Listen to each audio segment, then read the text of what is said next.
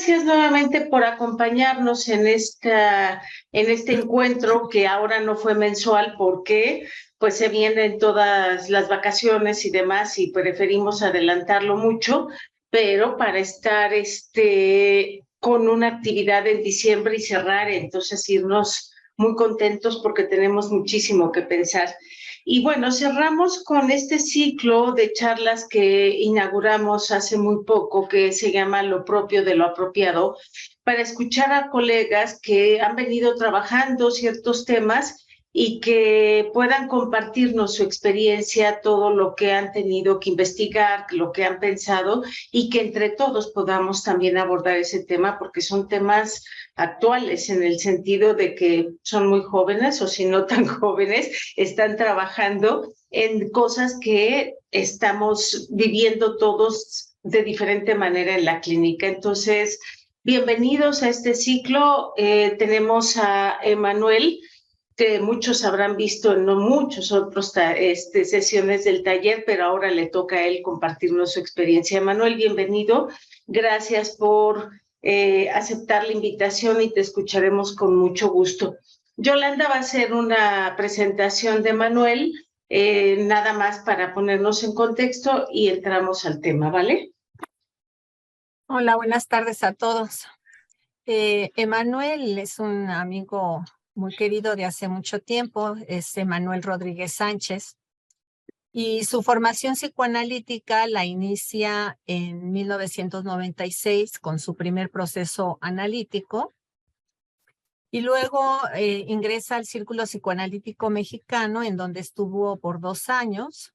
En esa etapa primera supervisó mucho tiempo con Ricardo Blanco y con varios analistas más, y complementa su formación teórica en grupos de estudios con diferentes analistas como Pablo España, Perrés, Felipe Flores, Rafael Mondragón, y luego interrumpe para irse en 1999 a Estados Unidos para realizar una maestría en filosofía y teología, y regresa en el 2005 para continuar su formación, pero ahora de forma más libre, con análisis, supervisión y estudios teóricos en diferentes grupos de la teoría psicoanalítica, pues la cual sigue hasta la fecha. También tiene la licenciatura en psicología. Entonces, bienvenido, Emanuel. Gracias por estar aquí. Te escuchamos. Gracias, Carlos, Yolanda, Olga, que bueno, me han acompañado y estoy muy agradecido por todo eso. Yo recuerdo, no sé, llegué a Río Verde por acá hace como 17 años y yo hablaba para decir cómo quería y deseaba continuar estos estudios. Y era muy complicado, en esa época era muy complicado porque no querían entrarle a la internet, o sea, no querían entrarle la gente a trabajar. Y aquí los grandes milagros, ¿no? De la paciencia como palabra que estaban usando un poquito. Yolanda se anima, Olga se animó y después Carlos me aceptaban en los talleres. Pero esto es muy formativo y me parece que es muy interesante. Pero bueno, les doy muchas gracias a usted por su acompañamiento.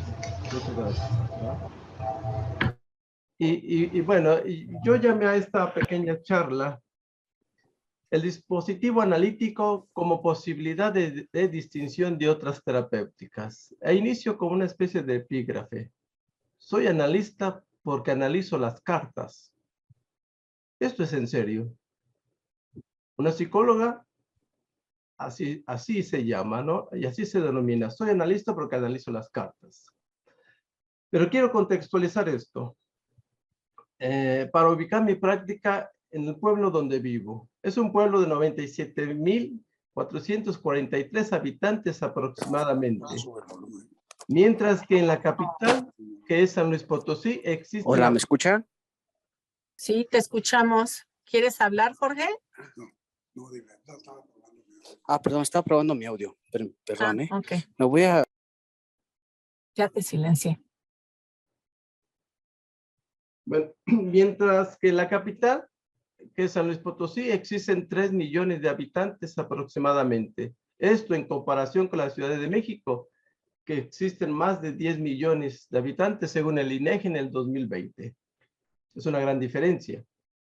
Por tal motivo es importante este dato porque me hace pensar hace 17 años qué es el psicoanálisis en el pueblo. Pregunta que me hacía muchas veces al llegar a este pueblo, el cual me permitió experimentar un encuentro con otra cultura, especialmente la cultura en el área psi a la cual me voy a referir. No es un escrito muy teórico, realmente no, es más de mi vivencia. Aunque existen diferentes universidades, entre ellas 2 que tienen la carrera de psicología, ahora en el 2022, no tenían muy estructurada y muy claro las diferencias técnicas y teóricas del trabajo en el área psi. Las diferentes corrientes teóricas y técnicas eran interpretadas muy silvestres. Por ejemplo, algunos maestros proponían que si no funcionaba en ese momento la técnica del conductismo en un paciente X, podía cambiar a otra técnica, como la Gestalt, en el mismo momento con el mismo paciente. Y si no funcionaban estas dos, podían aplicar la técnica psicoanalítica en el mismo paciente, en el mismo momento. Para mí esto no lo podía entender. Podemos pensar que era como un sincretismo teórico y de diferentes técnicas psicológicas, lo que me parecía muy complejo. Más a esto se les unen otras terapéuticas, métodos o técnicas como el Reiki, la lectura de tarot, como decía, es psicoanalista porque analiza las cartas, el chamanismo, curanderos, medicina ancestral, terapia de desprendimiento, toque sanador, terapia de barras de access, entre muchas otras. Y me hacía la pregunta, ¿qué es el psicoanálisis en el pueblo y para el pueblo? Lo que me hacía recordar a León Chartok y Raymond de Saussure, que en su libro Nacimiento del Psicoanálisis dice que la psicoterapia entró prácticamente en su fase experimental con el nombre de magnetismo animal a finales del siglo XVIII con Mesmer. Antes estaba Gassner también. Antes del mesmerismo, la relación terapéutica iba a menudo ligada a las ideas religiosas, a la magia, hasta la brujería. Esto no es muy diferente a lo que experimentamos en el pueblo. Pues muchos de los sujetos que asisten acá conmigo han pasado por alguna limpia, alguna consulta con el curandero, experiencias espirituales, entre otras. Por otro lado, existen otras instituciones ya conocidas por muchos, como la Iglesia Católica, en donde se practica la confesión o la consejería pastoral dentro de las iglesias protestantes, que es de alguna manera proponen un dispositivo que permite al feligrés un espacio para hablar o confesar, un espacio para la introspección, un espacio de posibilidad de cambio. También existe la masonería, lugar en donde también hay un dispositivo y este permite al iniciado emprender un camino de autoconocimiento, así como el grupo de AA con sus 12 pasos. Y para mí seguía la pregunta, ¿cómo ser analista en el pueblo? Si no sabía nada del psicoanálisis, ni la forma en que éste trabajaba, ni mucho menos la formación del analista, ¿cómo responder a esos deseos de la gente que están acostumbrados a las diversas terapéuticas que existen en el pueblo, las que dan certezas? ¿Cómo diferenciar mi trabajo si no existe la noción de analista? Y entonces yo caigo en esto, que el dispositivo analítico me ha permitido tener un encuentro creativo que nos posibilitará un mejor cauce a eso que insiste en manifestarse causando el sufrimiento, los diversos síntomas. Muchas veces venían a mi mente los diversos análisis y supervisiones por los cuales he pasado tratando de encontrar posibles respuestas a lo que enfrentaba. Y me di cuenta, o más bien entendí, que lo que hacía una de las diferencias de las otras terapéuticas era el dispositivo, el encuadre y el lugar del analista, que no era precisamente solucionar los problemas dando consejos, a los pacientes, que así se suelen llamar ellos, ni dejar tareas para realizar antes de la próxima sesión, ni mucho menos dar clases de pedagogía psicoanalítica a la hora de la sesión.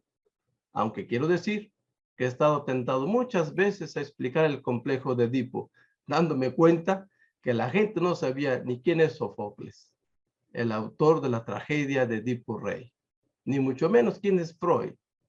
¿Qué sentido tiene explicar la teoría? Me sentía perdido, solo en un pequeño pueblo, intentando ser analista. Los sujetos que llegaban conmigo pedían que les dejara tarea, algo de leer, algo que hacer, pero acá conmigo no era así. Solo explicaba la regla fundamental, lo que es el encuadre dentro y fuera del consultorio, como posible variante en la práctica psicoanalítica en una gran ciudad. Quiero mencionar que parte del encuadre también se aplica fuera del espacio analítico. Me parece que esto da cierta seguridad y ellos mismos marcan una diferencia entre los chamanes, curanderos, entre otros, que no tienen un consultorio. Yo comento que parte del encuadre de las reglas para trabajar con ellos es que no puedo hablar con ellos en la calle, no puedo hacer fila en los bancos cuando están ellos, no puedo ir a los restaurantes en donde están ellos. Y comento que si alguno yo lo encuentro en algún lugar de estos, yo no entro a ese lugar, me retiro. Respeto los espacios donde ellos están, donde están conviviendo. Pero si yo ya estoy ahí, por favor, siéntense en otro lugar donde yo no los pueda ver. Esta regla quizás no se aplica en las grandes ciudades en donde la gente no se conoce.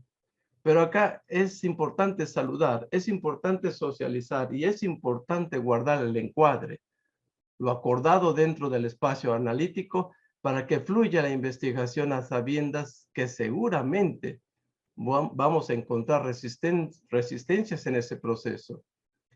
Sé que no es nada fácil, pero marca una importante diferencia en el trabajo analítico con otras terapéuticas, en donde se practica la fraternidad, el convivio, claro, no en todas, pero sí hay un convivio entre pacientes pacientes, supongo, y sus terapeutas.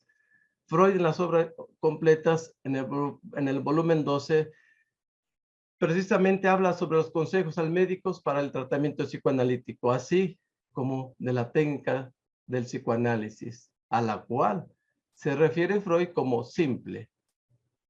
Él hace referencia de su propia experiencia tratando de advertir o evitar que el joven analista repita las complicaciones por las cuales pasó el desarrollo de la técnica psicoanalítica y comenta que espero que las tomen en cuenta y al tomarlas en cuenta ahorre muchos gastos inútiles a los médicos jóvenes que practican el análisis y los salve de incurrir en muchas omisiones. Me parece que es importante recurrir a estos consejos, pues permite incrementar la posibilidad de eficacia del trabajo analítico. Sin embargo, Freud no propuso un esquema a seguir paso a paso o muy riguroso en ese sentido.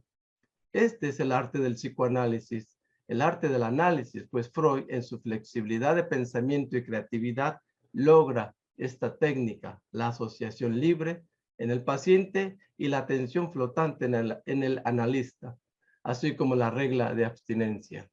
Y Freud comenta lo siguiente: estoy obligado a decir expresamente que esta técnica, la única adecuada para mi individualidad. En el tomo 12, página 111. Sería muy arrogante, quizás muy narcisista, decir que solo lo que propuso Freud es lo correcto, refiriéndome a la técnica. Freud no es rígido ni autoritario en la técnica y no se preocupa si existen o no otras técnicas para solucionar los problemas que presentan los enfermos. Me parece que el recorrido que hizo Freud es un ejemplo para los que vivimos en pequeños pueblos con deseo de practicar el análisis, pero también para los que viven en las grandes ciudades y que pueden perder o perderse, es decir, acá en el pueblo, uno tiene que vivir como analista en el encuadre dentro y fuera del espacio analítico. Curioso, porque salimos en la televisión, nos llaman a la radio, caminamos en la calle, saludamos a la gente que son posibles o que son pacientes o que son analizantes, nos dicen adiós, vamos de compras. Y muchos de los analizantes son los dueños de los supermercados. Entonces, tenemos que comprar. Y así que hay ciertas reglas. Por tal motivo es importante ser prudente en lo que uno hace o dice fuera del espacio analítico, pues el pueblo, y en el pueblo casi todos se conocen y rumoran. Por lo que para mí es importante guardar cierta distancia de un sincretismo terapéutico y asumirme como analista, es decir, aceptando el dispositivo analítico y lo que conlleva, me brinda una posibilidad de diferenciación de las otras terapéuticas en el pueblo. Seguramente el psicoanálisis no es para todos ni para todas, pues no todos ni todas son sujeto a análisis, ni tienen esta demanda de análisis. Sin embargo, sí hay una escucha analítica, o por lo menos es lo que pretendo. Claro, con el apoyo de mi supervisora y el trabajo en mi análisis como columnas vertebrales en mi caminar analítico. Esto es otra de las grandes diferencias con las diversas terapias que existen, las cuales no tienen supervisión ni un trabajo terapéutico. Y esto será otro tema. Sin embargo, hay sujetos que llegan y resuelven la problemática que los hizo venir, y una vez resuelta se van. Pero hay otros que desean transformar su vida, dejar de sufrir, mitigar su dolor, dar un sentido diferente a los síntomas que presentan, y estos son los que se han quedado más tiempo en un análisis. Se siguen preguntando, es decir, siguen investigando el porqué de sus sufrimientos. El deseo de saber de dónde y cómo mitigar el sufrimiento ha permitido una clínica diferente a la que se practica en el pueblo, una clínica en donde la palabra y la escucha se entrelazan para dar sentido y significado al dolor o sufrimiento que se presentan en el momento. Y algunos comentan, hay esperanza para dejar de sufrir. Es decir, no ponen su esperanza en otros que decidan por ellos y que les resuelvan la problemática, sino que toman la decisión de hacerse cargo de ellos mismos y responsabilizarse de sus actos. Por tal motivo, el dispositivo analítico a mí me ha permitido tener una línea conductora que permite la movilidad del analizante en un espacio de creatividad, un espacio de arte, un espacio de interpretación, un espacio de transferencia, un espacio para un nuevo sentido de vida. En este dispositivo analítico nos da la posibilidad de este nuevo encuentro entre dos sujetos fuera de lo común, es decir, sujetos de palabra. La palabra en el pueblo es importante. La gente sigue diciendo, te doy mi palabra. La gente que baja literalmente de las comunidades. Es una expresión que usan y que es usada constantemente. Y que tiene sentido y se comprometen a través de la palabra para dejar de sufrir, haciendo un poco a cargo con esto de decir la regla fundamental, diga todo lo que se le ocurra. Ellos saben que la palabra es importante, creen en su palabra y pueden entender desde ese lugar la regla fundamental de decir todo lo que desean hablar, todo lo que se les ocurra. Esto posibilita un nuevo encuentro de palabra, una esperanza a sus malestares. Sin embargo, el pueblo cuestiona el trabajo, habla del mismo, y las diversas comparaciones causan novedad. Se rumora en el pueblo cómo es posible curarse solo hablando. Otros dicen, ¿y él qué hace? Solo escucha, comentan ellos. Y cuando te habla no te dice qué hacer ni mucho menos lo que deseas escuchar. Pero sí te aseguro que, dicen ellos, que te va a hacer pensar. Y a lo mejor puede doler puede doler lo que descubras, pero el dolor es diferente al que nos hizo ir con él, comentan. Por otro lado, he recibido la visita de la brujita, así se refirió ella, para conocerme y ver mi aura, pues el rumor es que es diferente a otros psicólogos o terapeutas. Por lo que me hizo pensar en la importancia de no perder de vista mi trabajo analítico. Mi lugar como analista. El pueblo está acostumbrado a que les digan qué hacer, cómo hacer las cosas, a ser tocados por la albahaca o la barrida del huevo, o por el médico en la auscultación, y pareciera que esperan una consulta médica y salir con una receta. Pero no es así. Salen con una palabra, con un pensamiento o con una nueva idea. Esto les ha permitido una elaboración. Y posteriormente a su sesión, algunos mandan mensaje para decir, me ha caído el 20. Lo que significa que han encontrado un posible sentido a lo que habló en la sesión. La clínica psicoanalítica, a mi entender, parte de la regla fundamental, diga todo lo que se le ocurra. Es alguien que está enfrente de ti. Y en ese sentido analítico se da la asociación libre en el paciente que tiene que ver con el inconsciente. Ya lo había dicho Freud, trata de buscar algo más allá del discurso consciente y la atención flotante en el analista, así como las reglas de abstinencia. La escucha es fundamental y es de suma importancia. Esto me parece que permanece en la clínica en el pueblo y marca una gran diferencia. Escuchar. Es necesario entender que el que está enfrente a uno, o la que está enfrente a uno, es el que importa. Aquí inicia la clínica, a mi entender, acá en el pueblo. Y uno tiene que ir echando mano de lo que sabe, de la teorización y de las prácticas, es decir, de la teoría que uno trae y del análisis por el cual ha pasado y la supervisión, por lo cual uno no debería de ser tan rígido o rigidizarse, pues el psicoanálisis es un acto creativo y no responde a manuales escritos de interpretación como el libro de los sueños, la lectura de los horóscopos o los libros de psicoanálisis que a veces tenemos de técnica psicoanalítica que nos marcan algunas cosas a seguir, pareciera. Por tal motivo, este nuevo encuentro produce algo nuevo, que también responde a la capacidad de simbolizar del sujeto y de su asociación, que responde a la transferencia, que deviene como cura, como acto creativo. Y digo cura porque Freud hablaba mucho de eso también, pero hay todo un debate en esto. Este nuevo encuentro, el sujeto llega al espacio analítico, no necesariamente a recostarse en el diván para hacer un análisis. Un encuadre que permite fijar las condiciones del trabajo es importante e internalizar el dispositivo desde el propio análisis, desde mi propio proceso analítico, propiciando así un nuevo encuentro con el futuro analizante, sabiendo que no todo aquel que llega va a ser sujeto a análisis. Por supuesto, existe una transferencia que propicia una vinculación, la cual permitirá dar cauce y respuesta a las preguntas, a sus sentimientos que se generan dentro y fuera del espacio analítico.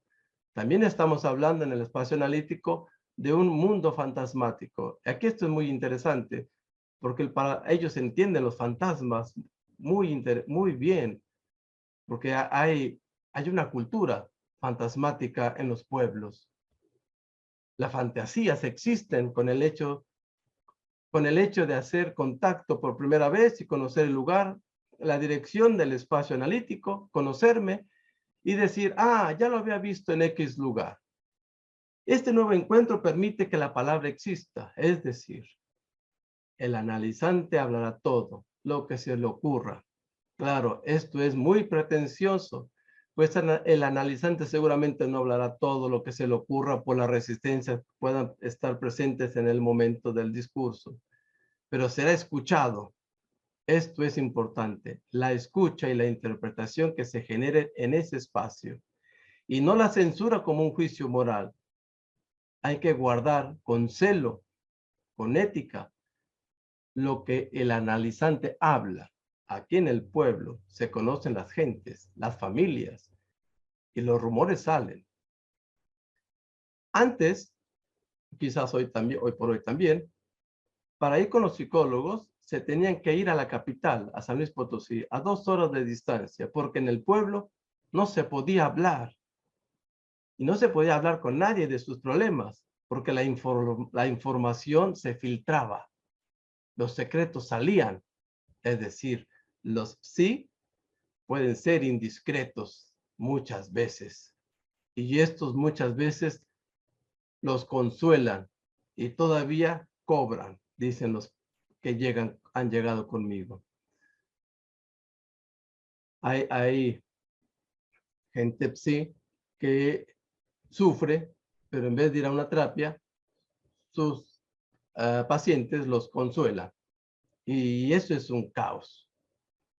Bueno, podemos entender que falta un trabajo terapéutico, por el cual este dispositivo me permite dar cauce, como decía, y sentido a las exigencias del analizante. Es decir, todo aquello que sienta, sufra, que le provoque miedo, ansiedad, angustia, las exigencias afectivas que se despliegan en el proceso analítico, ya sean conscientes o inconscientes, y que con el tiempo encontrará significado a sus malestares.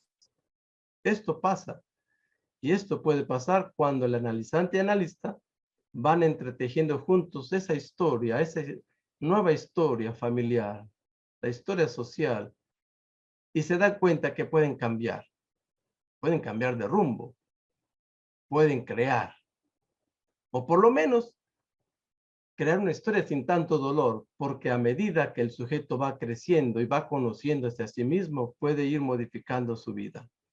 El sufrimiento y los malestares subjetivos que se expresan en angustias pueden ser más soportables cuando los analizantes logran reescribir su historia y ser este poeta que tantas veces se ha hablado de su propia vida, en esa transferencia que se presenta en el espacio analítico, propiciando un nuevo descubrimiento en el sujeto. Repito, no es la misma escucha dentro y fuera del espacio analítico, y no solo la gente que llega acá está aceptando lo que otros les dicen.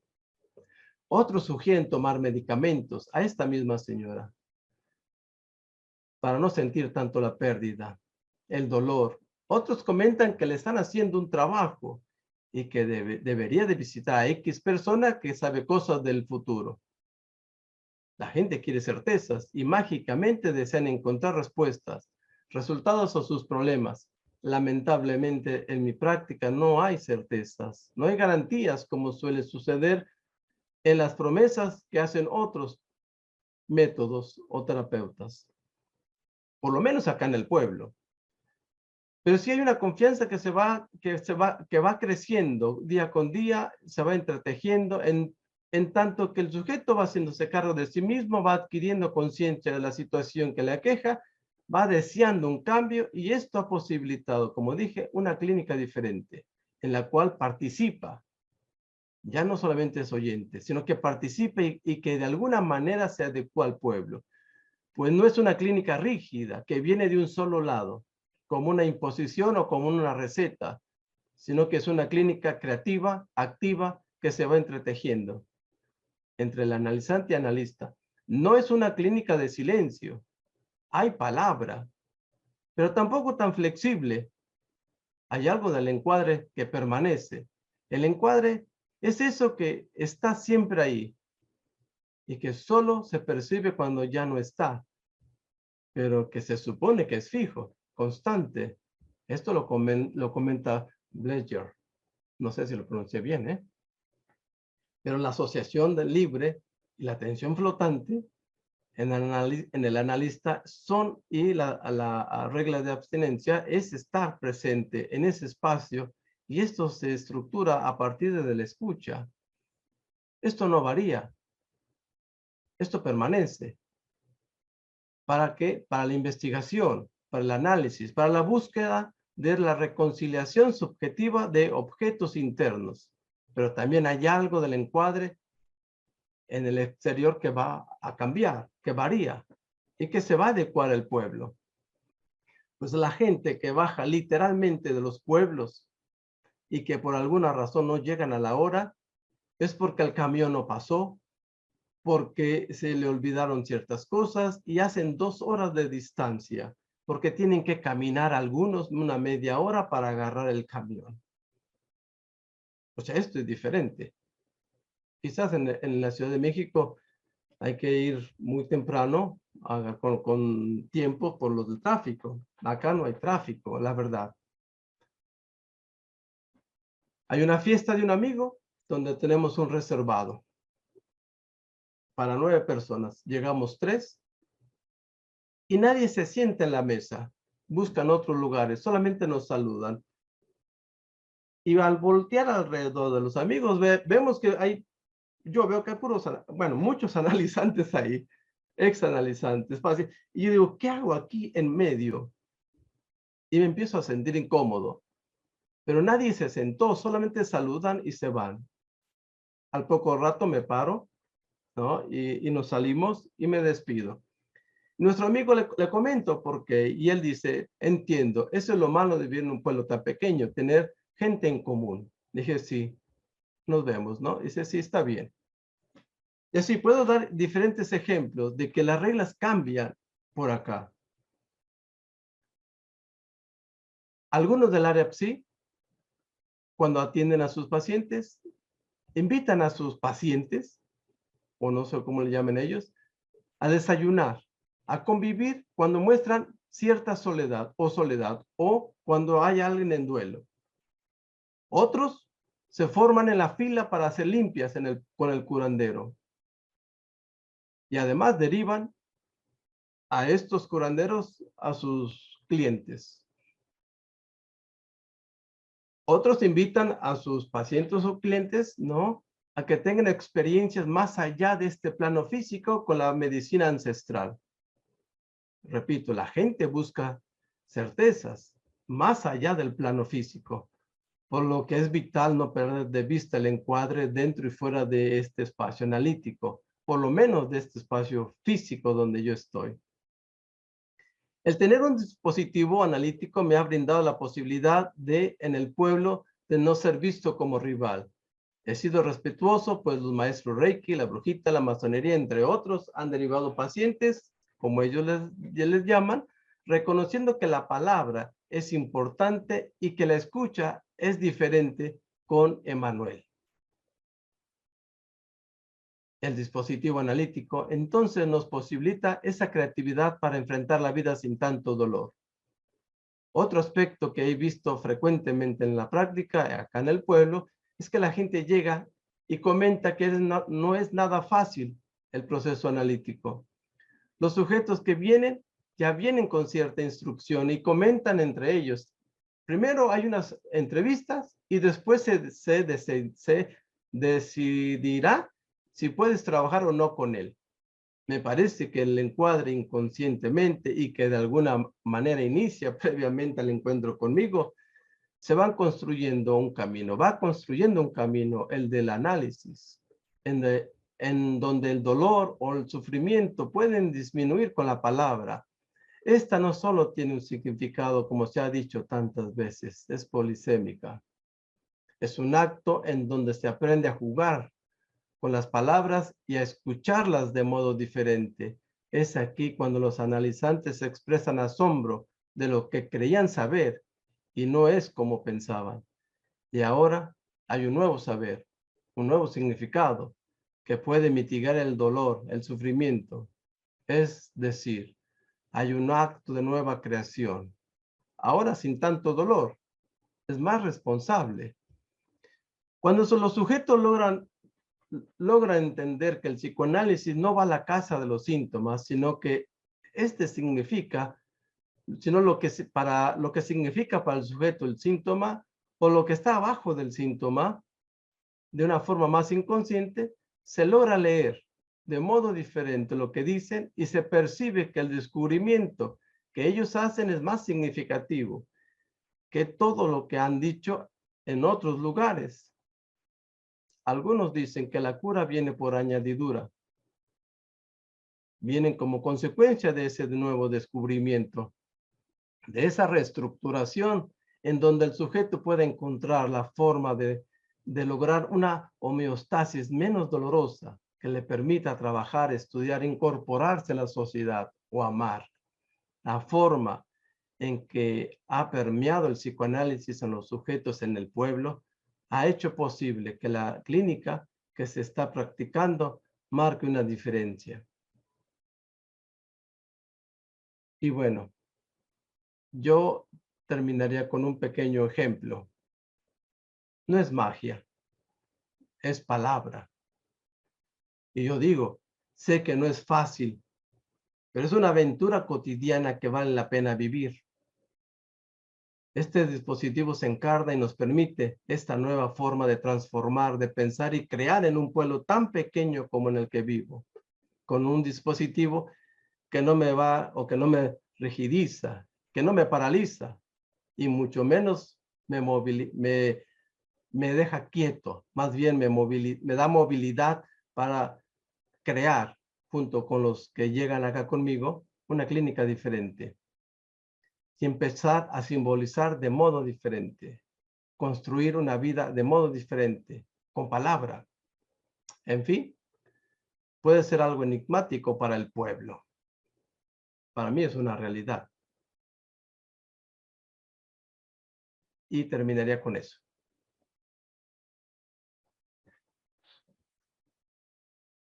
Gracias, Emanuel. Bueno, empecemos pues los que quieran aportar algo, preguntar algo.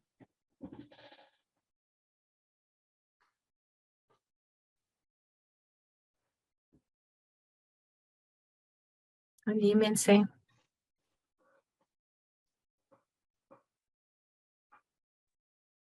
Carlos. Hola. Hola, Carlos. No, Manuel. no sé si Carlos Fernández o Carlos Llanes.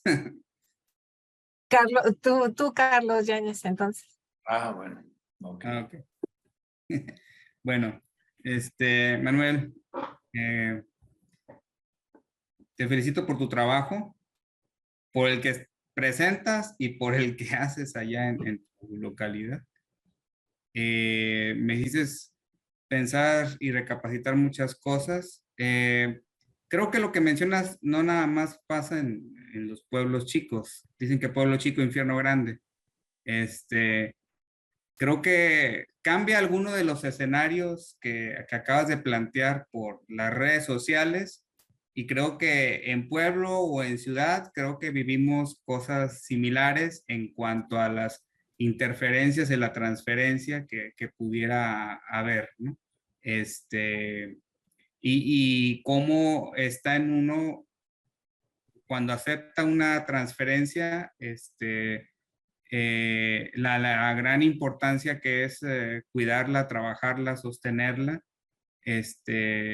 y cómo en ocasiones, a ver, un ejemplo así rápido que muchas veces me pasa con mis estudiantes es cuando de repente empiezan a platicar cosas y a alguien alguien dice que estaba en un concierto y entonces ve a su analista, terapeuta, como le llamen, y entonces si estaba tomando cerveza, dejó de tomar, o si estaba fumando, dejó de fumar.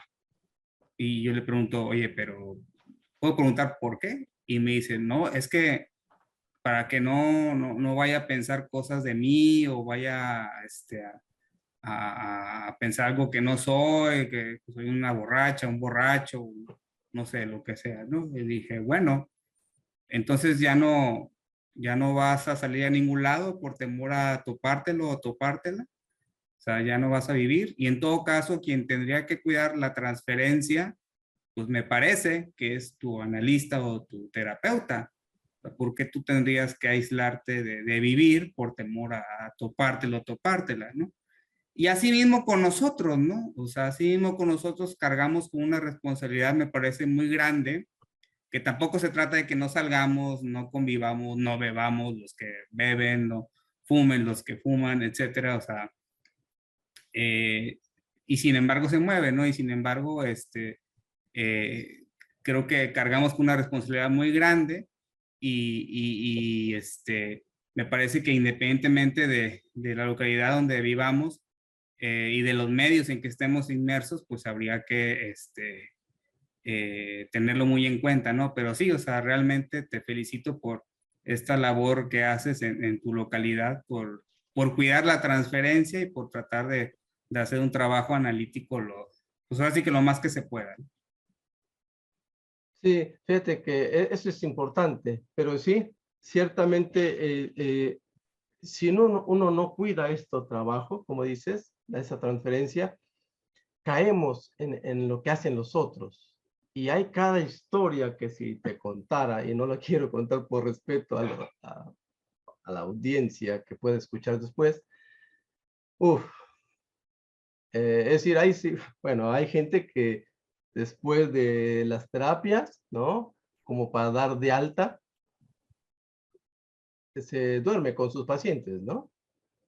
Entonces, esto, por eso soy como, intento ser como muy rígido con esta forma exterior, porque me parece que no se vale ese tipo de contacto, este tipo de acciones con los que confían en un espacio, ¿no? Como esto que te menciono. Entonces, siento que es peligroso. Ujú.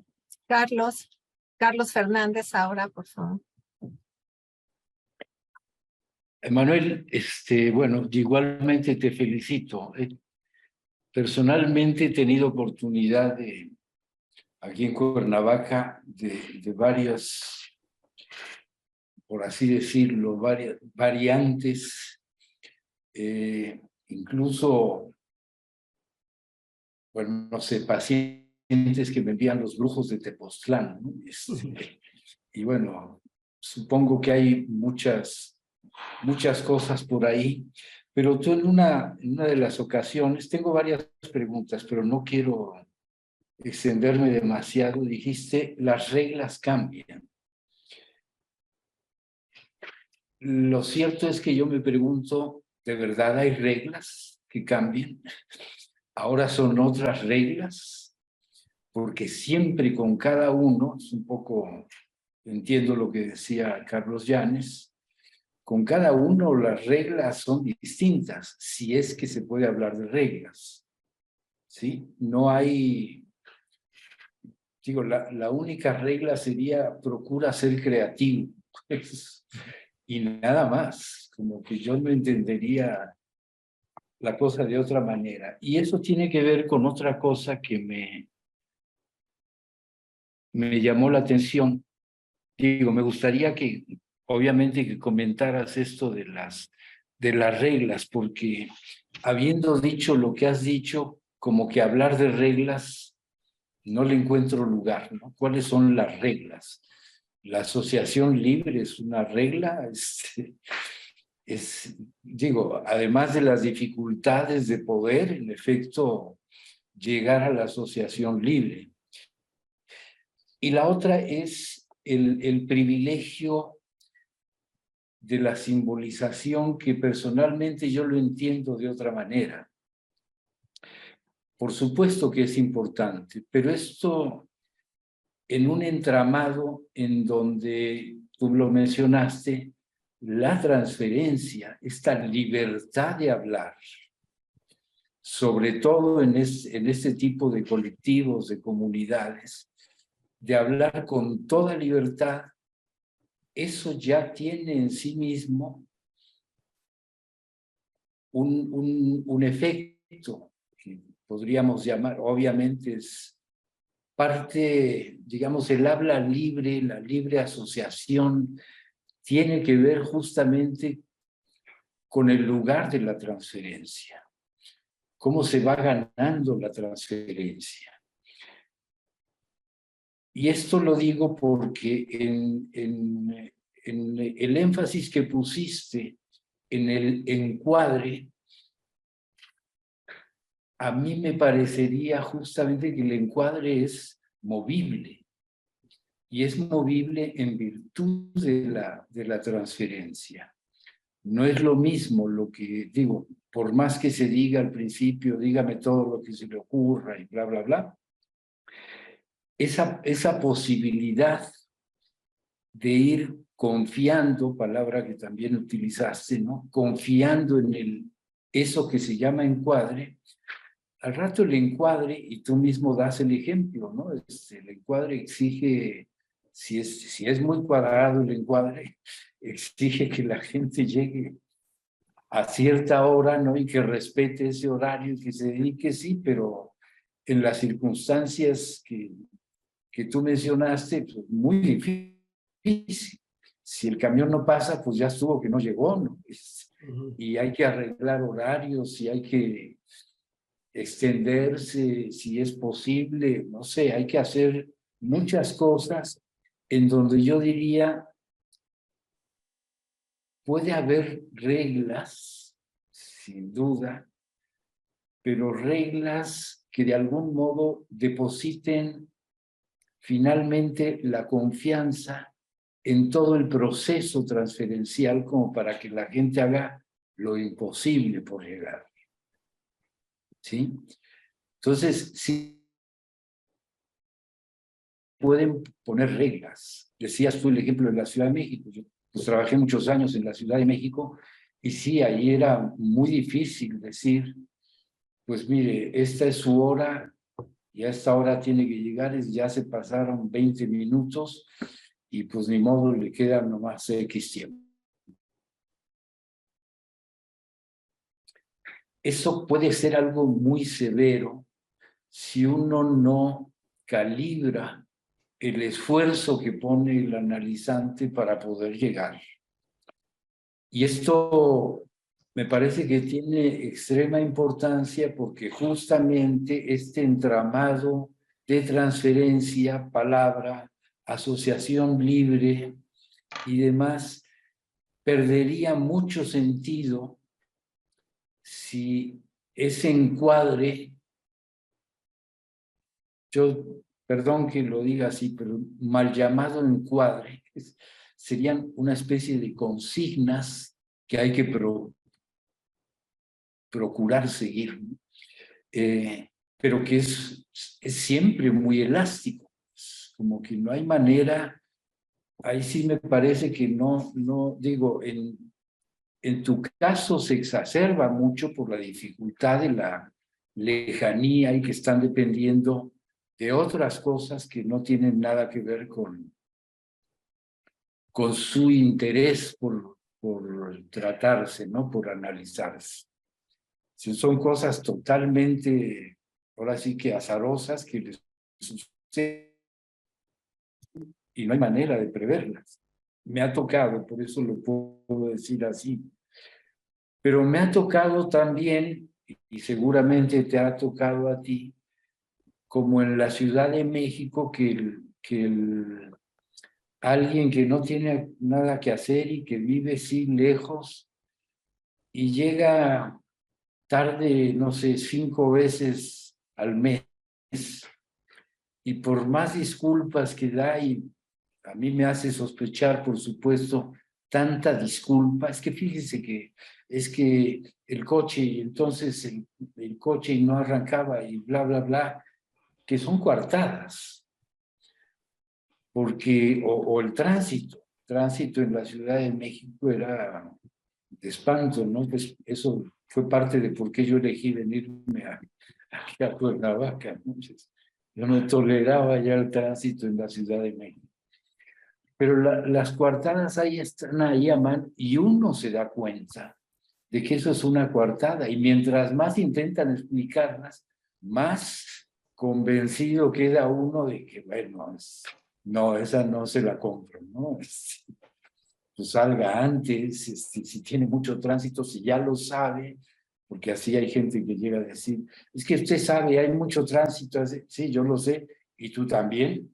Y si tú lo sabes, pues adelanta tu salida, ¿no? Si no tienes otras cosas en el camino. En fin, que todo esto, para decirte de forma resumida, primero, que el encuadre me parece una mala palabra.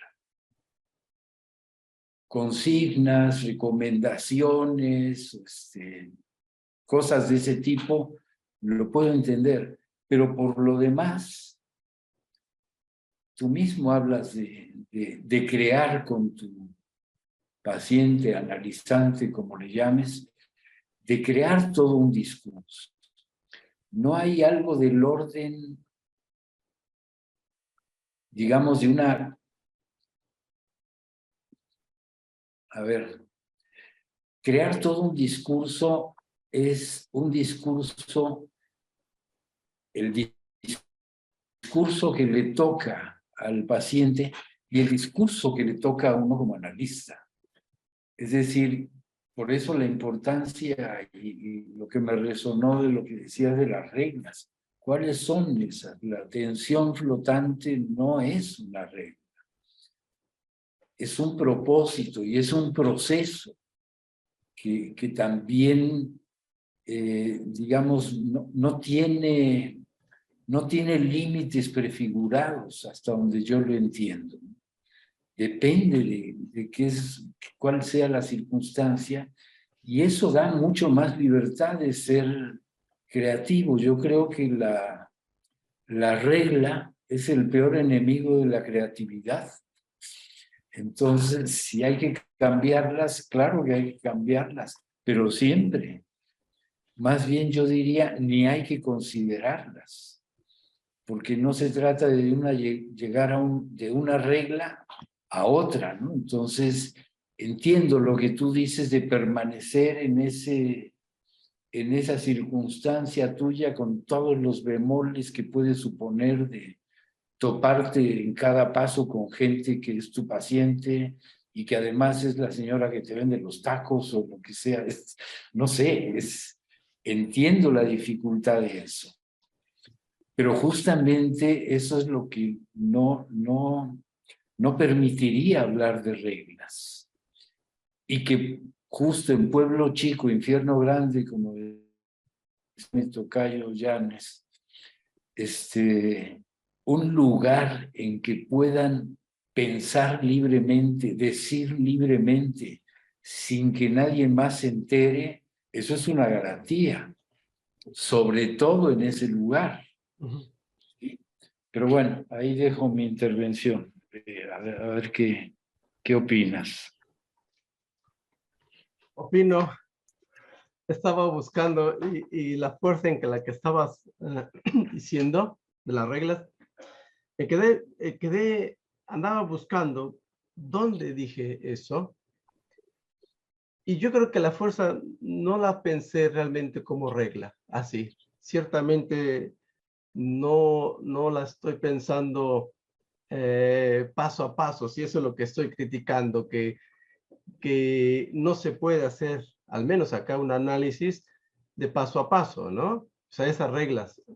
En algún momento quizás tengo que volverlo a leer y decir, a ver, ¿dónde puse esa palabra? Porque a lo mejor está desencajada o cuando me perdí en el texto se me ocurrió y ese es mi inconsciente, ¿no? Pero estoy totalmente de acuerdo de esta forma. Y cuando hablo de formas de simbolizar, es porque la gente cuando llega acá, esta nueva forma de crear, logra pensar las cosas diferentes. Y es cuando a veces a mí me ocurre mucho que la teoría que uno aprende, los mitos con los cuales está basado, bueno, sostenidas ciertas teorías, acá no dan esa fuerza.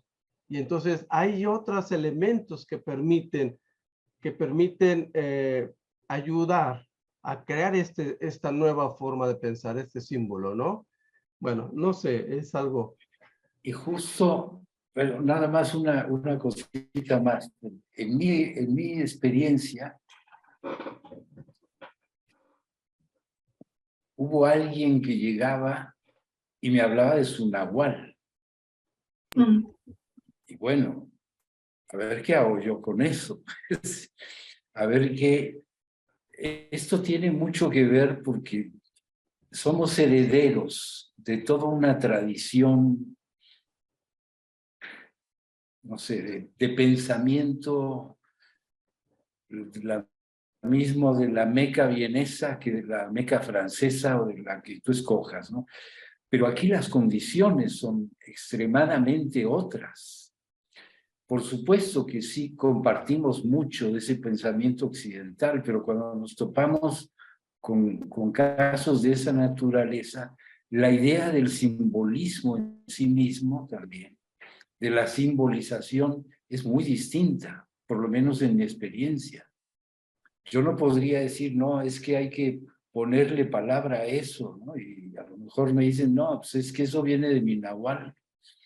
Y no, uno podría estar tentado a occidentalizar eso y decir, no, claro, el nahual es lo inconsciente. No, es su simbolización, es su forma de simbolizar. Y ahí hay que trabajar de manera muy distinta. No diríamos reinventando el psicoanálisis con ese paciente. No sirven las mismas categorías, no sirven las mismas conceptuaciones. Pues ya me callo. Perdón, estoy totalmente de acuerdo, porque a veces siento que es muy rígido, ¿no? A veces siento que es muy rígido, por eso acepto muy bien y con toda intento humildad lo que dijiste al principio de las reglas, porque no es mi intención encuadrar mi práctica, porque no la encuadro así. Más bien juego con esas ideas del campo, de la gente que anda, o sea, que viene de cerros y que tiene ciertamente sus experiencias y que vienen porque inclusive el chamán, con lo que dijiste, totalmente de acuerdo. Hay que crear quizás nuevas formas de, no sé si sostener teoría, la práctica, crear algo nuevo, no lo sé, no soy muy teórico, la verdad, para decir vamos a crear el hilo negro, porque no lo soy.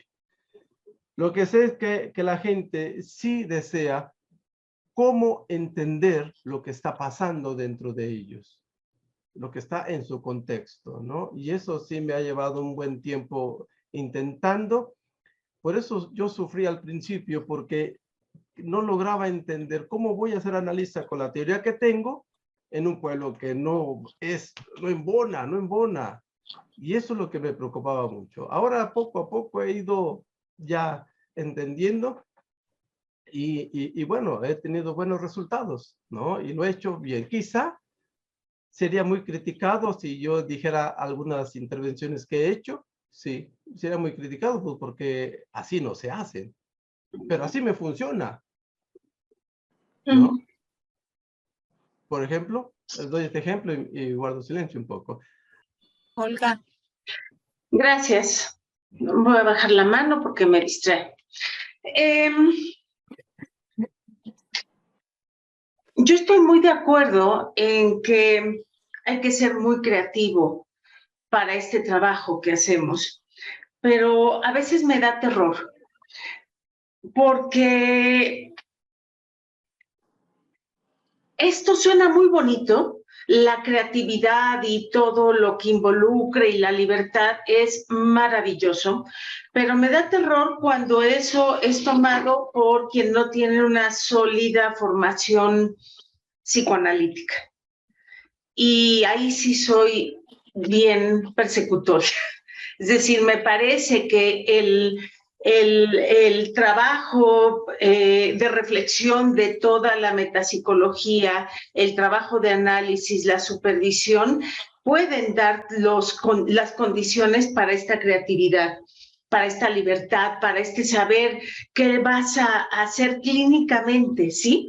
Hace muchísimos años, no les voy a decir cuántos, Carlos en alguna supervisión nos decía, pueden hacer lo que quieran, siempre y cuando sepan qué están haciendo. Y en ese momento estaba anclado esto en saber qué estaba pasándole al paciente, dónde estábamos viendo las cosas, ¿no?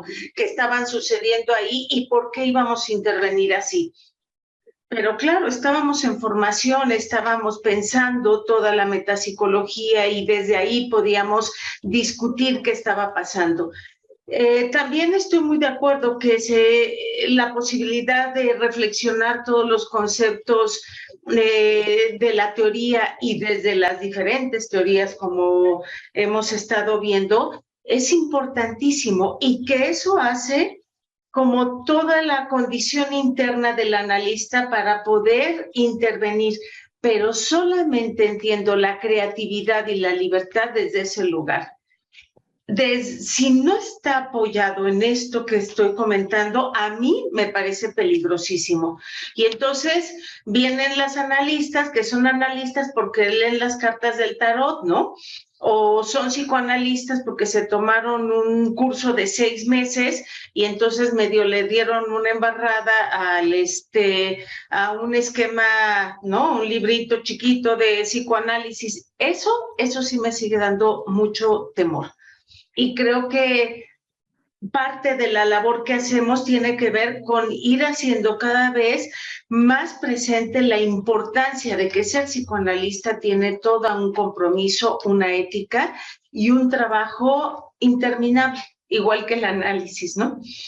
Hay que estar estudiando y trabajando todo el tiempo en la teoría, todo el tiempo en uno mismo y todo el tiempo, si no en supervisión estrictamente, sí en la escucha de un otro que nos ayude de pronto a escuchar otras cosas de ese sujeto que tenemos enfrente.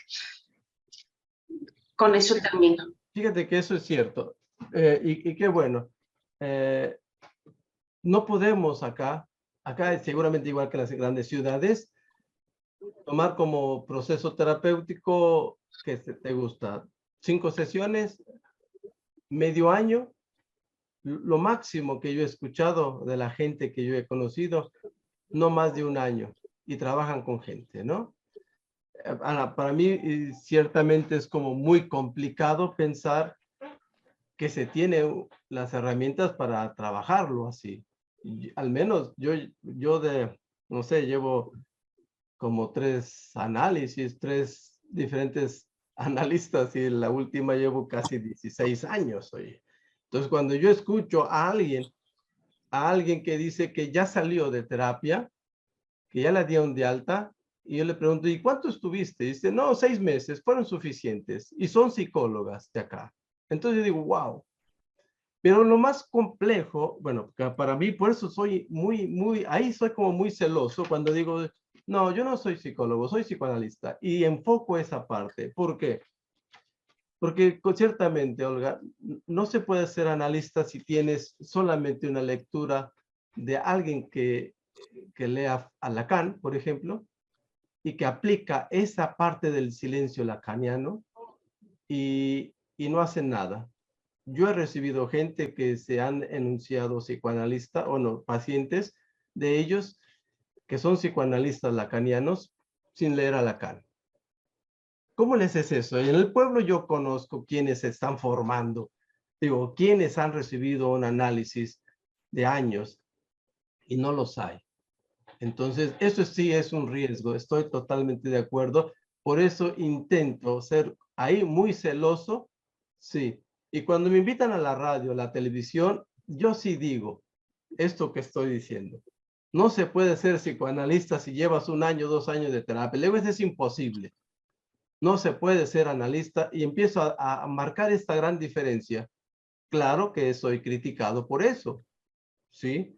Pero yo prefiero diferenciarme de esa manera que decir, pues ahí sacan, ¿no? La bola y vas a encontrar una respuesta porque es mágico, es lo que hace Manuel. O la lectura del tarot, ciertamente, ¿no? Esta sugestión que la gente hace, o esta gente, ¿no? Hace de la gente que desea un cambio, o desea respuestas muy rápidas. Por eso estoy totalmente de acuerdo. Si no estamos en análisis, la vamos a regar. Y yo intento ser muy celoso con eso, sí. Pero bueno.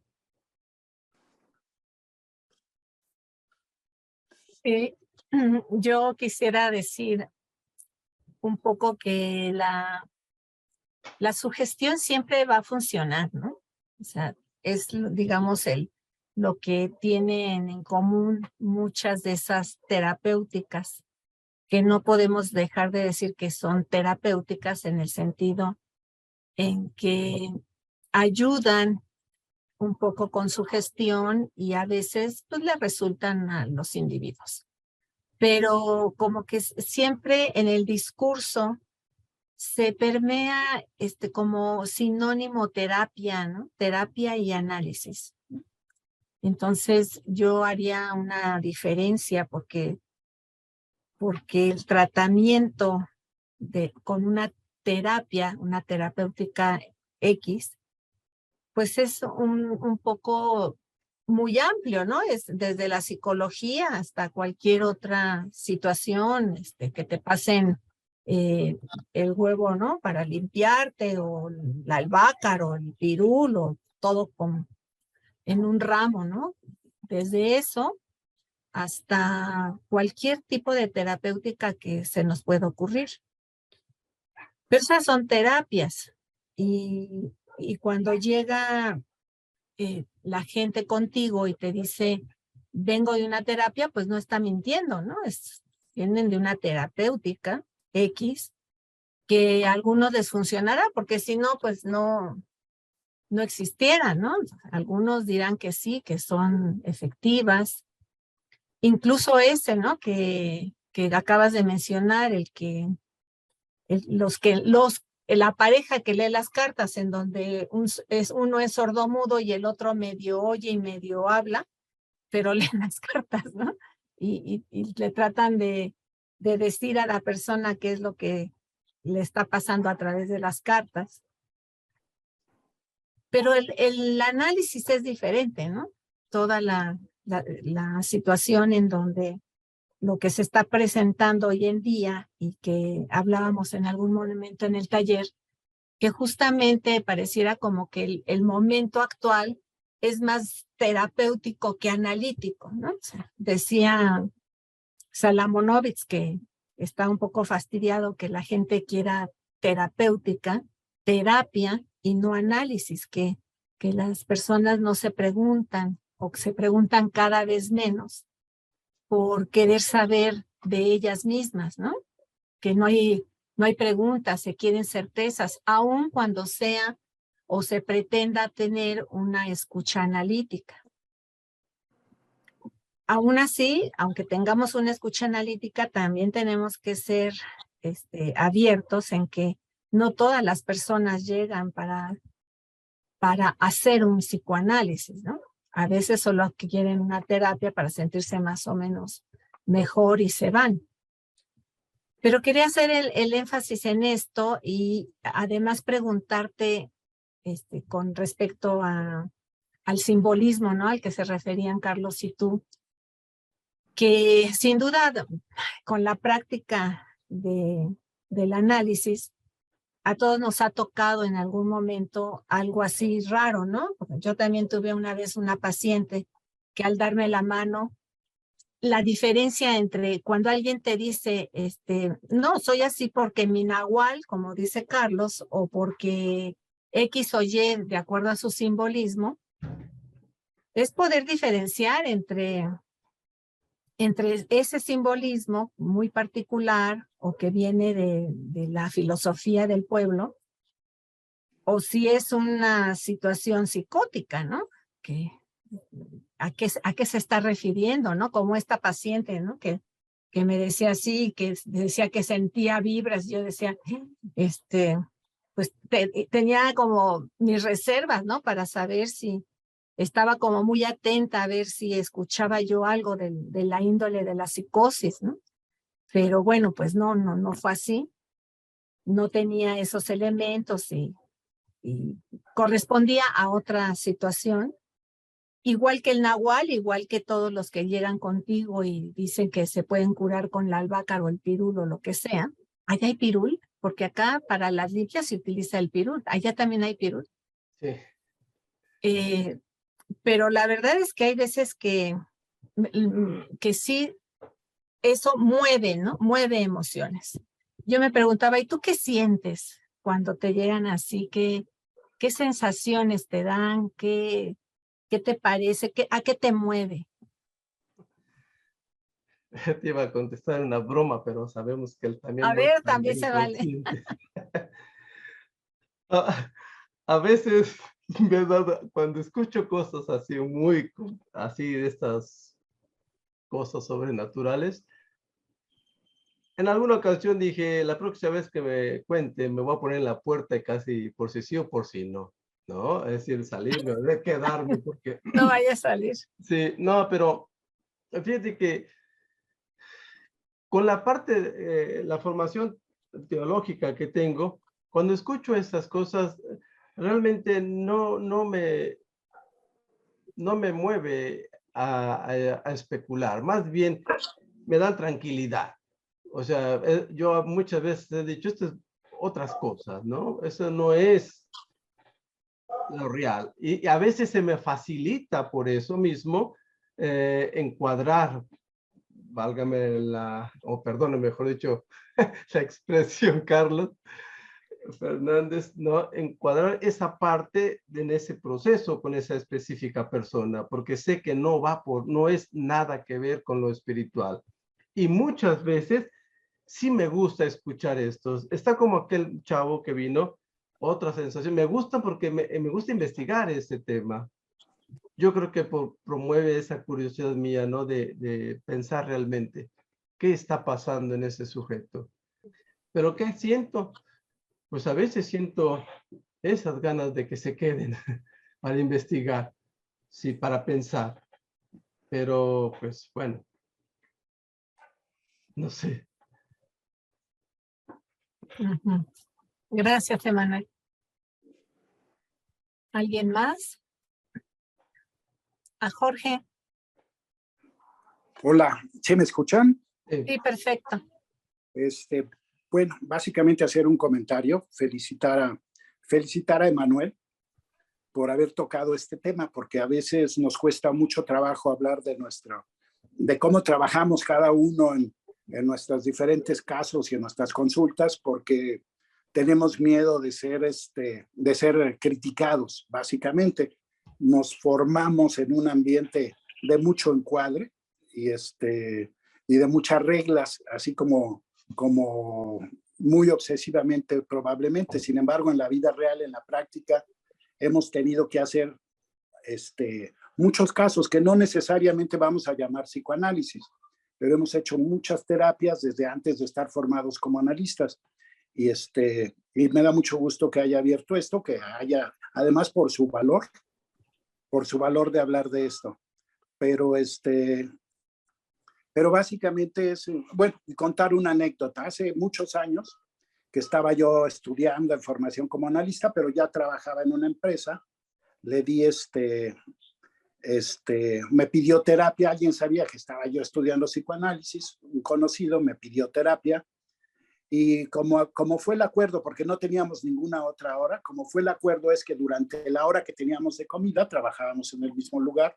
Él ahora es escritor, pero en aquel tiempo quedamos que iba a ser durante la hora de la comida, íbamos a comer a algún lado, él me iba a pagar la comida y yo le daba terapia. Yo no iba a hablar nada de mí, sino él iba a hablar todos sus problemas mientras comíamos. Y así duramos como un año, ¿no? Como un año más o menos debe haber durado. Y pasó el tiempo, ya en ese tiempo cada quien siguió su camino. Pero hace poco vi en uno de sus libros, donde narra un poco de su vida, que agradece, dice, le agradezco mucho a mi amigo Jorge Padilla, que me dio un psicoanálisis ranchero. A mí no me gustó el comentario, ¿no? No me gustó, me gustó que me mencionara en su prólogo, pero no me gustó el comentario de psicoanálisis ranchero por cómo había sido el encuadre, ¿no? Pero ahora, oyendo a Manuel, pues ya no me da tanta vergüenza abrir. ¿Verdad? Pues ese es el comentario, ¿no? Y que enfrentamos muchos casos, a veces también tenemos a veces psicóticos, y tratamos de investigar, o sea, de investigar a qué se deben sus alucinaciones o por qué vienen, y con muchas cuestiones también de todo lo que hay de brujería y de todo esto, ¿no? Entonces me gustó mucho el tema de este taller y bueno, saludos a todos. Gracias, Jorge.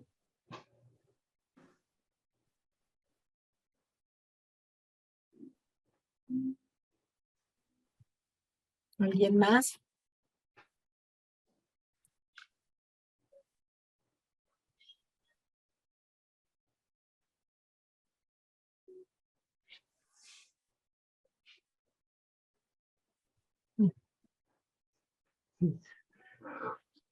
A mí me parece que como dijo Jorge, ¿no? A veces tenemos miedo en hablar y a veces tenemos ciertas precauciones para decir las palabras. Como dijo una señora acá, ya no voy a hablar, tengo que pensar antes de hablar, porque usted escucha cosas que no digo. Entonces dije, bueno, no, por eso digo, esto se hace bien. Bueno, Jorge, y además acuérdate que Freud analizó a uno de sus pacientes vagando por los bosques de Viena, así es de que, pues tú comiendo, ¿por qué no? ¿Verdad? Estabas más en un espacio cerrado. No sé si les ha pasado, pero ahora con la apertura que hubo de la virtualidad, muchos pacientes toman su terapia. A veces yo les digo, no, en el auto, no, manejando, no, a ver, no, oríllese, por favor, póngase cómodo. O sea, ha habido pues una revolución en ese sentido, ¿no? Claro, yo pugno mucho porque sea en un espacio parecido al del consultorio por lo menos, ¿no? Que sea un espacio de confianza, bla, bla. Pero a veces las personas dicen, sí, aquí los ve uno que están en un restaurante, por ejemplo. No, pues así. Desde lo que yo observo, no se puede tener las condiciones, pero bueno, estamos viviendo un momento de mucho cambio, ¿no? Y cambios muy rápidos que no sabemos a dónde nos van a llevar. ¿Alguien más quiere comentar algo? Carlos Fernández. Ya no sé quién lo mencionó, aunque hemos participado pocos, faltan otros 4 de participar, pero yo no sé si van a participar. Esto, la diferencia que ya se ha mencionado, ¿no? Entre lo que es terapia y análisis, evidentemente creo que Olga, citando a Alejandro Salamonois, ¿no? Cuando decía que No ya fui yo la que hizo el comentario. no viene a pedir análisis. Y algo en lo que fue muy enfático Emanuel y que me gusta mucho, es decir, la importancia de la escucha. El análisis está en la escucha, no en el discurso del paciente. El análisis está en la relación que se entabla entre paciente y analista. Finalmente, esto creo que lo puntualizabas tú, Yolanda, si hay gente que nomás va y ya me siento mejor y muchas gracias por todo, esa gente lo convierte en terapia. Pero eso no quiere decir que uno tenga que renunciar a seguir escuchando psicoanalíticamente, ¿no? Con un pensamiento psicoanalítico. Pues, cualquier cosa que esto quiera decir, que me parece que es un tema interesante. Pero sí, en efecto, no es la cosa de, independientemente de que la gente venga a terapia, a todos nos ha tocado seguramente decir, es que me mandaron con usted porque usted es terapeuta, ¿verdad? ¿Qué más da lo que soy?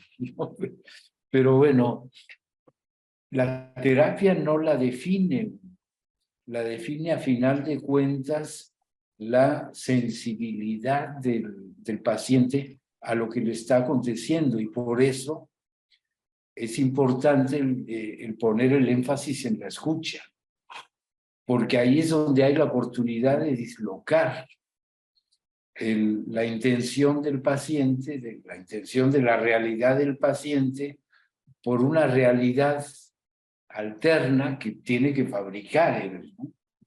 Tiene que construir él una realidad alterna. Pero ahí la importancia de sostenerse como analista significa sostenerse en la escucha, no ceder a la tentación de la terapia. Y bueno, aquí ya me lo han escuchado mucho, 2 que 3 personas.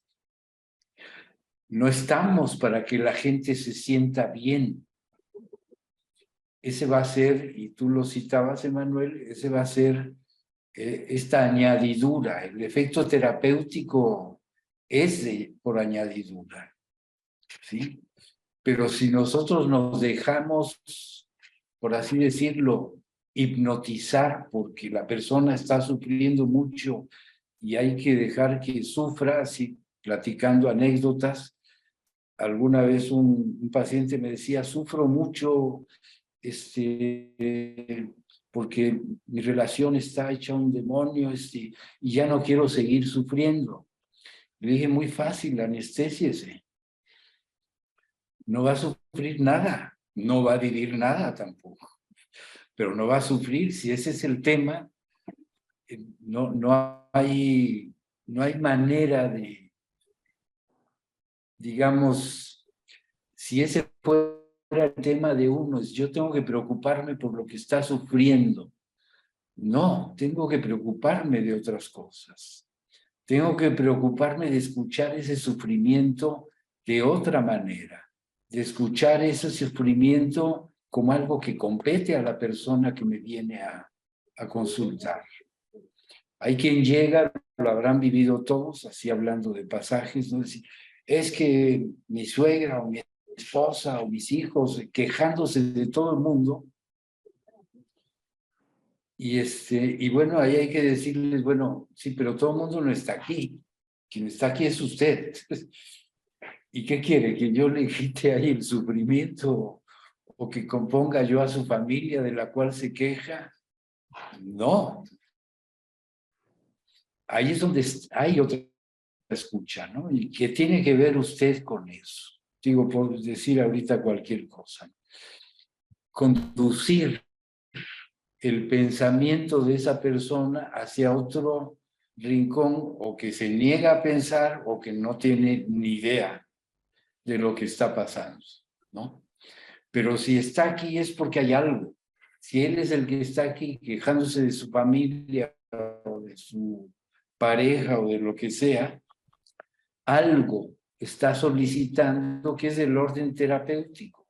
Si no quiere sufrir, yo no quiero seguir en esta familia o con esta pareja que me hace sufrir mucho. Yo no quiero nada de eso. Bueno, ¿y qué puede hacer uno por eso? Ahí es donde está la escucha.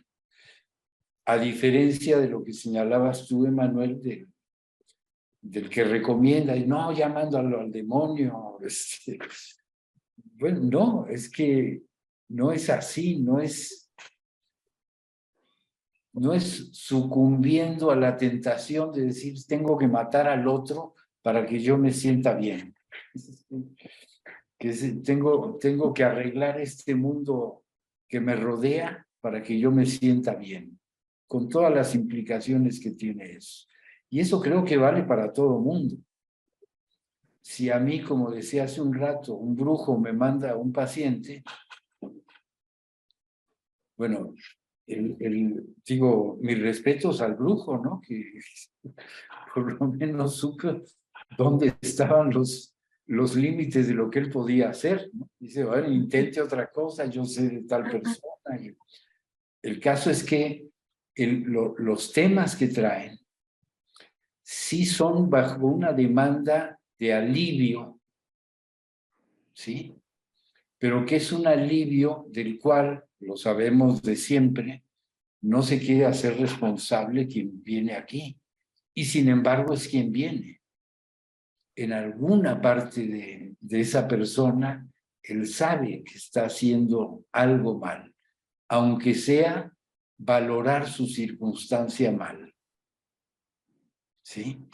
A lo mejor yo no estoy entendiendo, a lo mejor yo no sirvo para esto, a lo mejor lo que sea. Claro que quiere alivio, pero haríamos muy mal si tomamos a cargo ese alivio. El alivio es en el momento en que él puede tener una forma distinta, puede crear una forma distinta de relacionarse con esa gente. No nomás echando la culpa, ¿no? Esa es parte del trabajo analítico. No es terapéutico directamente. Las terapias psicológicas en general terminan, no sé, poniendo como causa lo que para nosotros sería el efecto, ¿no? Sí, ya mándalo al demonio, ¿no? ¿Qué hace usted en esa relación? Bueno, eso es algo que le toca al paciente llegar a ese lugar. No nos toca a nosotros agarrar y decirle, no, es que está muy mal, está sufriendo porque quiere. No. En fin. Era una acotación porque creo que sí es importante tomar en cuenta que no depende del psicoanalista subrayado con todo lo que decía Olga, no depende del psicoanalista si eso es terapia o no es terapia. Más bien su desafío es saber cómo convierto esta demanda, que es prácticamente de todo mundo, sepa o no sepa lo que es el análisis, cómo la convierto en un análisis. Pero ese es un desafío mío. A ver qué tengo que hacer. Y no es necesariamente haciéndome cargo de su sufrimiento. Para eso pues están los psiquiatras, los médicos. Una pastillita y ya no sufre, ¿no? Una anestesia y ya no sufre. En fin, hasta ahí. Olga. Y justamente en esa diferencia que estás haciendo, Carlos, de ¿qué hace aquí en esta relación? ¿Por qué no ya acabe con esto y tal? Los psicoanalistas escuchamos otra cosa, ¿no? También, o sea, no basta con darle una instrucción para que la cumpla, porque entonces estaríamos olvidando el inconsciente, los fantasmas, para empezar, ¿no? Y después todo lo que pueda salir por ahí, porque no está ahí porque no sepa que el otro está dañándolo, no. Hay algo que lo engancha ahí y no sabe qué es, pero no se puede ir. Si no, a lo mejor se habría ido, ¿no? Y vuelvo al tema de nuestra metapsicología. Si sabemos que existe el inconsciente, no podemos convertirnos en directivos y en dar instrucciones para que hagan sin que hayamos, bueno, no nos toca nunca hacer eso, pero a lo que voy es, tendríamos que explorar cuáles son las motivaciones inconscientes. Voy a quitar la palabra, perdón. Todo lo que se juega inconscientemente y los fantasmas que están actuando ahí para que esa persona se quede en esa relación en la que estaba poniendo Carlos, ¿no? De ejemplo, y que justamente coincido con que ese es nuestro trabajo, llevarle a preguntarse esas cosas, ¿qué le pasa? ¿Cómo él está participando en eso? ¿Dónde se originó? Ya encontrará su camino. Pero es todo el trabajo analítico que se pone ahí como parte de nuestra posición. Eso es la otra cosa que quería decir. Sea donde sea, podemos tener una posición psicoanalítica para generar un trabajo psicoanalítico. Hay veces que no se puede, sí, hay veces que está del caramba y no hay nada que hacer, pero me parece que la posición es importantísima. Uno se convierte en una especie, lo convierte en psicoanalista de familia, ¿no? Y si vienen las hijas, ¿y qué se hace con eso? Hay que ser muy imaginativo y muy creativo para poder hacer algo con eso, ¿no? Porque además, tarde que temprano, en Pueblo Chico, Infierno Grande, citando nuevamente a Llanes, pues se te van a agotar los pacientes y vas a tener que uno que es el cuate del otro o la otra que es la hermana de... En fin, es muy, muy, muy problemático como para sostener ahí ese lugar que es bueno. Sostener, me refiero al lugar de la escucha, porque uno sabe que si yo atiendo a esta persona que es la pareja, la hermana o el amigo íntimo de la otra, pues ahora sí que los fantasmas se desatan y ¿qué voy a hacer con eso, no? Porque obviamente hay cosas de las que va a ser muy difícil que me llegue a hablar, pero eso es también, digo, dadas esas condiciones, parte del desafío. Parte del desafío, bueno, si no hay otro y están acudiendo a ti, no sé cuántos psicoanalistas haya donde tú estás, pero supongo que muy pocos, ¿no? Tú y tú. No sé de más. Por lo menos el único del que yo he oído hablar es de ti. Pues mira, Entonces, tarde que temprano te llegan ese tipo de cosas y ahí sí que no le puedes dar la vuelta, ¿no? Es como, digo, no se puede. te pongo un ejemplo de eso. Después de un año de estar escuchando a una chica, por algún motivo, algo dijo que me hizo clic con otro punto de otra persona. Después empecé a asociar y resulta que eran familias como de tercera generación. O sea, momentos diferentes, las mandaron diferentes personas, pero coinciden en una historia familiar. Y yo dije, órale, ¿y esto qué carambas? ¿Por dónde me llegó? Y sí me explicó, y sí me he hecho esa pregunta. ¿Y ahora qué sigue con estas? Pues me mantengo en una línea, sí, intento no confundir los discursos o esa historia, porque las dos llegaron a ese punto, ¿no? Y eso es muy interesante. Por eso, ciertamente, pues hay que ser creativos. Por eso, quizás mi palabra que usé la retiraría, como dijo Olga. Voy a aprender eso. Retiro la regla y me meto más en la creatividad, como lo dijo Carlos. Pero bueno, muchos ejemplos, ¿verdad?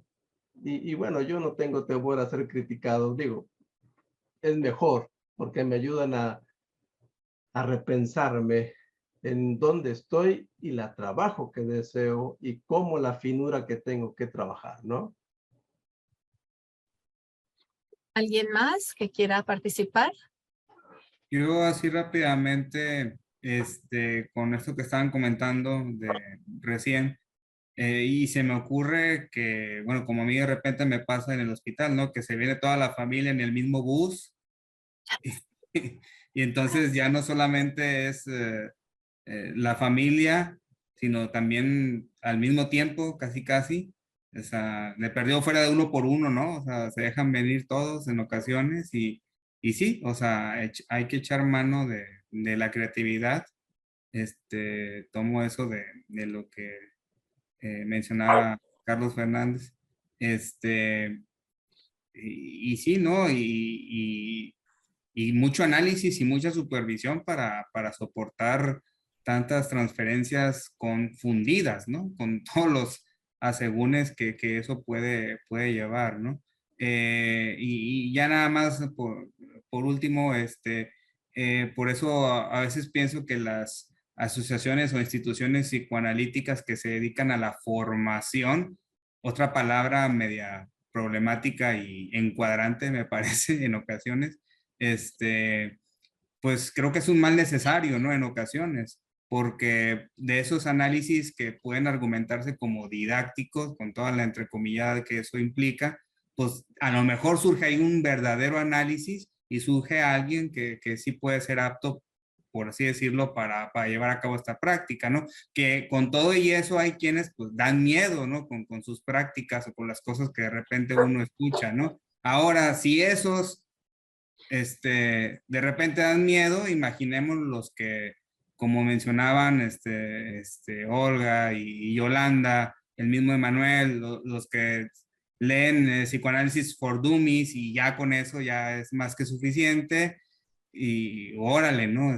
Sí, o sea, creo que hay de todo, pero creo que al final de cuentas el paciente llega o el analizante llega a donde se siente mejor escuchado y bueno, esperemos que sigan llegando, que los brujos sigan mandando. A lo mejor los mandan ya con amarre incluido, no sé, pero bueno, ya lo veremos.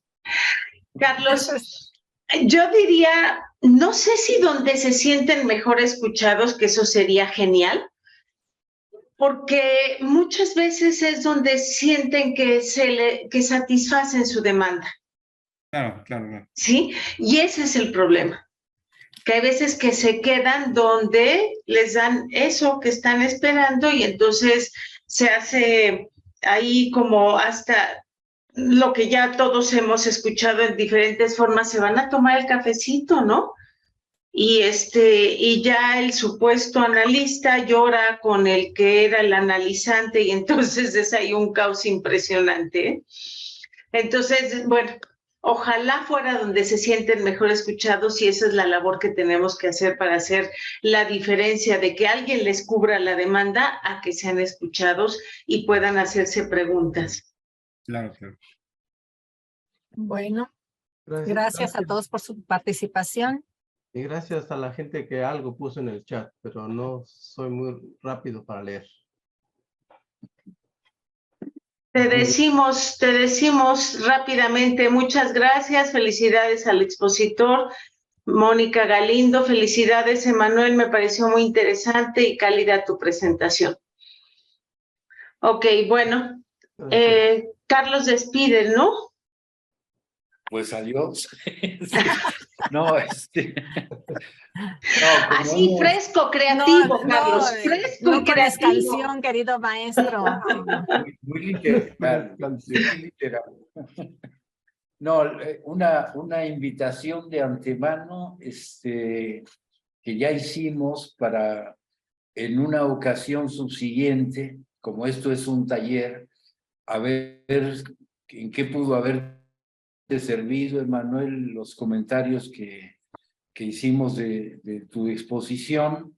Y sí nos gustaría mucho volver a reunirnos, ya esta invitación se la hicimos a Carlos Llanes también, volvernos a encontrar y poder volver a discutir, volver a pensar y qué tanto les pudo haber servido esto que implica tallerear, ¿no? Aportar algo para ver cómo se van, no sé si decir cambiando, cómo se van tornando, ni siquiera a lo mejor es un cambio, lo mismo concepciones que formas de trabajar, que tengamos eso que significa finalmente un taller, hacer algo distinto de lo que nos traen, ¿no? Se nos traen por así decirlo, un trozo de madera, bueno, hay que convertir eso en algo, ¿no? En algo que nos resulte pues más estimulante, en algo que nos resulte más retador, ir profundizando y profundizando en el tema que me parece que hoy por hoy hace muchísima falta profundizar más que simplemente exponer, como hay muchísimas cosas y eso es lo que yo opino. Bueno, sí, pero hay otras opiniones, hay otros mundos. Nos gustaría mucho ver cómo